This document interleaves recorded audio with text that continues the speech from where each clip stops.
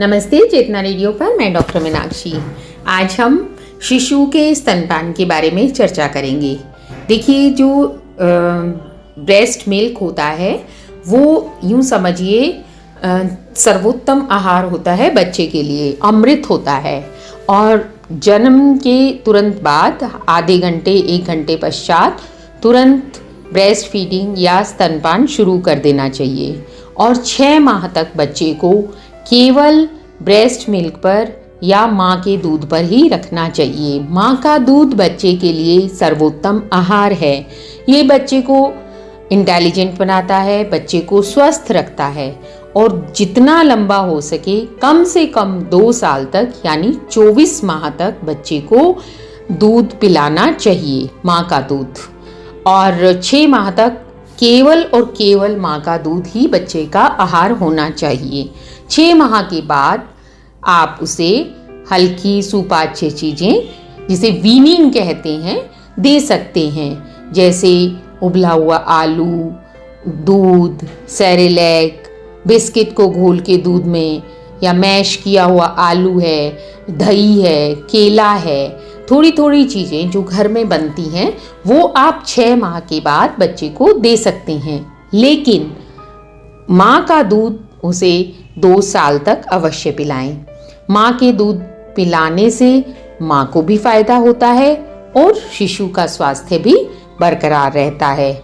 माँ का दूध पीने से शिशु में क्या क्या दिक्कतें नहीं आती।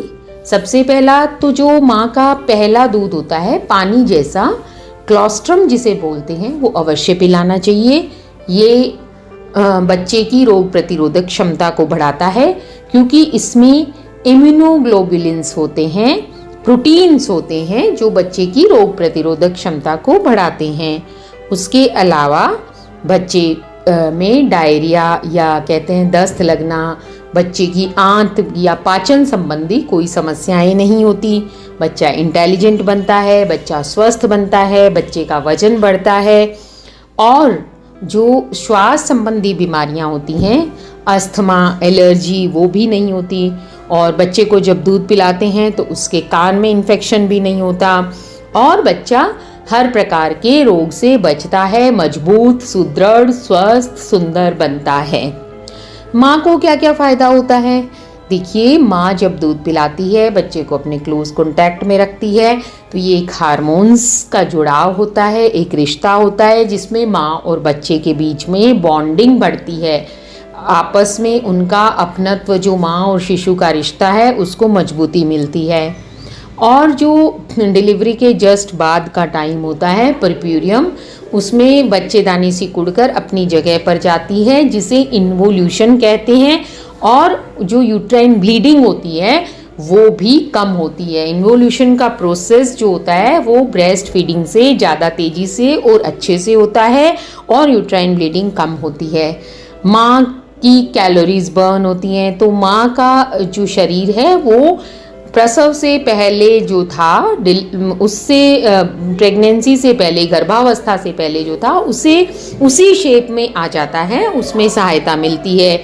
इसके अलावा माँ को ओवेरियन कैंसर का खतरा कम होता है, ब्रेस्ट कैंसर का खतरा कम होता है। माँ को आगे आने वाले जीवन में जो माताएं शिशु को स्तनपान करवाती हैं उनमें ब्रेस्ट कैंसर का खतरा कम होता है, हार्ट डिजीज़ का खतरा कम होता है, डायबिटीज़ का खतरा कम होता है, हाइपरटेंशन का खतरा कम होता है और कार्डियोवैस्कुलर डिजीज़, जो हार्ट की डिजीज़ हैं, उनका खतरा भी कम होता है। मोटापा भी नहीं बढ़ता।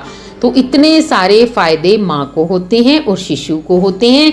इसलिए अपने बच्चे को, नवजात शिशु को सिर्फ और सिर्फ माँ का दूध पिलाएं। माँ का दूध सर्वोत्तम आहार है।